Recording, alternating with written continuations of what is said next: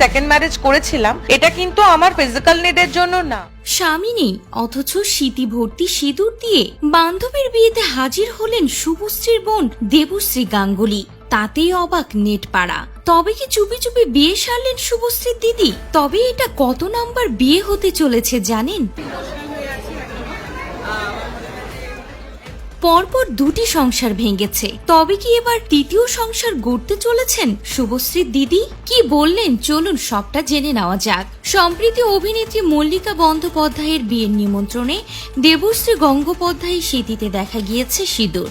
সবুজ রঙের ভারী কাঞ্জিভরম শাড়ির সঙ্গে গলায় সোনালী গয়না, কপালে টিপ, হাত খোপা ও কপালে সিঁদুর। এই সাজে বন্ধুর বিয়েতে যান দেবশ্রী। এতেই শুরু হয় গুঞ্জন। সমাজ মাধ্যমে অনেকেই শুভেচ্ছা বার্তা দিতে শুরু করেন তাকে। তবে কি চুপি চুপি বিয়ে সারলেন শুভশ্রীর দিদি? প্রথম বিয়ে হয়েছিল অনেক আগে, রয়েছে এক পুত্র সন্তান। এখন তিনি বিদেশে পড়াশোনা করছে। বছর 3 আগে দ্বিতীয়বার বিয়ের পিঁড়িতে বসেছিলেন তিনি, কিন্তু সে সম্পর্ক খুব একটা সুখকর হয়নি। 2021 সালে ঘরোয়া অনুষ্ঠান করে বিয়ে সেরেছিলেন।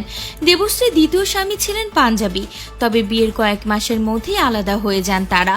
এবার দেবশ্রীকে সিঁদুর পরা অবস্থায় দেখে অনেকেরই প্রশ্ন জাগে, তবে কি তৃতীয়বার বিয়ের পিঁড়িতে বসলেন? দেবশ্রীর কথায়, মল্লিকার বিয়েতে সিঁদুর পরে যাওয়ার পর থেকে শুভেচ্ছা বার্তা পাচ্ছি। আসলে খানিকটা বিরক্ত আমি। সেদিন আমি যে শাড়িটা পরেছিলাম এবং যেমন সাজগোজ করেছিলাম তার সঙ্গে সিঁদুরটা মানানসই, যেটা না পরলে সাজটাই অসম্পূর্ণ মনে হচ্ছিল, তাই পরেছি। আর আমি তো ডিভোর্সি বা বিধবা নই, আমার সন্তানের বাবা এখনো বেঁচে আছেন, তাই আমি সিঁদুর পরতেই পারি। আর সিঁদুর পরার জন্য এত কিছুর ভাবার দরকার সত্যি আছে কি? আমি এমন কিছু করছি না যা সমাজের ক্ষতি করবে। তবে শুধু দেবশ্রী নয়, বলিউডের বর্ষিয়ান অভিনেত্রী রেখাও বিভিন্ন সময় সিঁদুর পরেন, যদিও সেই নিয়ে নানান জনের নানান মত। তবে রেখাও একসময় জানিয়েছিলেন তিনি যে ধরনের সাজগোজ করেন তার সঙ্গে সিঁদুর বেশ মানানসই, তাই পরেন।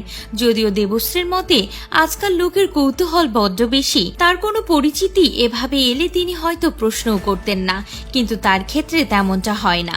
কিন্তু দেবশ্রীর জীবনে কি সত্যি নতুন কেউ এসেছেন? তিনি জানান তেমন কোনো বিষয় নেই, আপাতত বিয়ের কথাও ভাবছেন না।